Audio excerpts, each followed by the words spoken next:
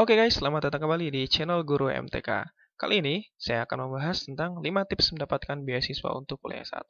Jangan takut kuliah karena nggak punya biaya. Plus link 26 beasiswa Indonesia. Pastikan kalian menonton sampai dengan selesai dan tidak melewatkan satupun penjelasannya.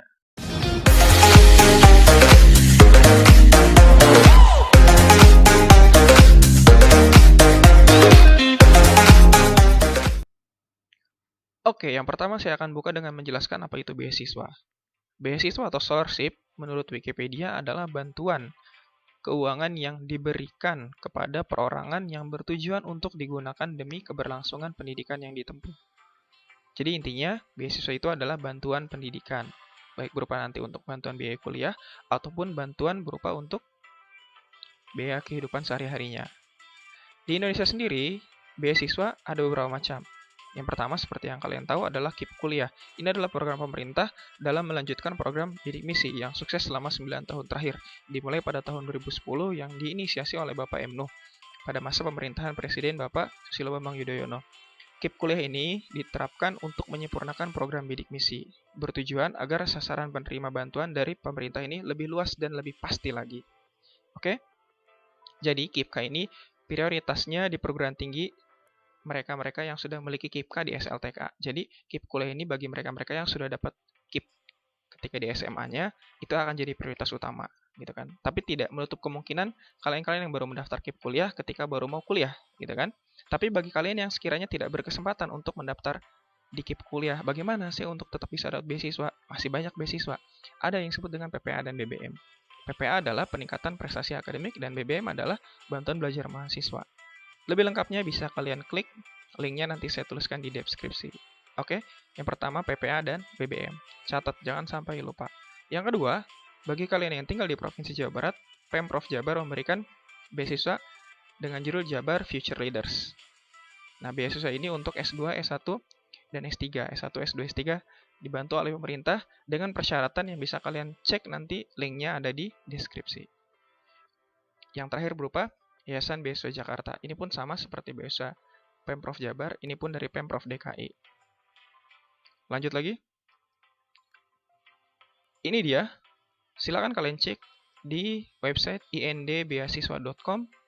Di sana banyak daftar beasiswa-beasiswa yang bisa kalian cek dan pelajari satu persatu. Sekali lagi, jangan malas untuk mencari informasi. Karena 5 tips jitu untuk mendapat beasiswa, salah satunya adalah tidak boleh malas dalam mencari informasi. Apa saja 5 tipsnya? Ini dia. Yang pertama, aktif mencari informasi. Sekali lagi, harus aktif mencari informasi. Dari mana saja informasi? Dari internet, dari website, dari sosmed, dari video ini, dari YouTube, dari lingkungan BEM ketika kalian sudah jadi mahasiswa, atau komunitas beasiswa. Biasanya beasiswa-beasiswa itu di setiap kampus biasanya mahasiswanya mempunyai komunitas. Jangan malas untuk mencari informasi, harus aktif dalam mencari informasi, karena informasi itu mahal. Nah, dengan kalian bisa mencari informasi, kalian sudah bisa menjadi orang yang kaya, karena tidak setiap orang bisa mendapatkan informasi. Sekali lagi harus aktif dalam mencari informasi. Yang kedua, tingkatkan prestasi kalian, terutama IPK. Ketika kalian sebagai seorang mahasiswa, IPK itu modal untuk bisa mendapatkan beasiswa, karena salah satunya adalah IPK dalam persyaratannya. Kemudian ada soft skill kalian harus ditingkatkan, hard skill kalian juga ditingkatkan, seperti public speaking kalian harus ditingkatkan. Barangkali nanti ketika wawancara, public speaking kalian yang akan dinilai. Gitu kan? Hard skill kalian juga ditingkatkan. Berupa apa? Biasanya nanti menulis esai. Yang ketiga, buat jejaring dan link. Buat jejaring. Cari banyak kenalan. Cari orang-orang yang memberikan informasi yang bagus untuk kalian. Sekali lagi, informasi yang akan didapatkan. Dan link. Link. Artinya orang mana saja nih yang harus kalian dekati, cari informasinya. Dan kalian dapatkan sebanyak mungkin informasi tentang beasiswa dan persyaratan-persyaratannya. Yang keempat, ikut UKM atau Ormawa. UKM itu unit kegiatan mahasiswa. Ormawa itu organisasi mahasiswa. Dan organisasi lain yang bergerak dalam penulisan karya ilmiah berupa esai, artikel, PKM atau program kreativitas mahasiswa dan lain-lainnya. Kenapa ini penting? Seperti yang saya tuliskan di poin nomor 2 tadi, ada hard skill. Hard skill salah satunya adalah kemampuan menulis esai atau penulisan karya ilmiah. Kalau kalian ikut dalam organisasi yang bergerak dalam penulisan karya ilmiah, itu bisa membantu sekali. Karena nanti ketika apply beasiswa, biasanya bisa diminta untuk melampirkan esai, gitu kan ya. Nah, kalian paling tidak ketika gabung dengan Ormawa atau organisasi ini, kalian sudah terasah skill dalam menulis esai. Kemudian yang 5, semua itu nggak bisa dilakukan kalau kalian bukan mahasiswa. Gimana caranya? Kalian harus lulus UTBK. Sekali lagi, kalian harus lulus UTBK atau ujian lainnya agar masuk PTN. Kalian tidak bisa melakukan keempat step yang di atas tadi kalau kalian nggak masuk PTN. Kalau kalian nggak lulus UTBK. Jadi gimana? Belajar terus, jangan kasih kendor. Karena orang yang akan menikmati kesuksesan bukan yang berasal dari orang-orang yang santai. Orang yang santai-santai aja bukan.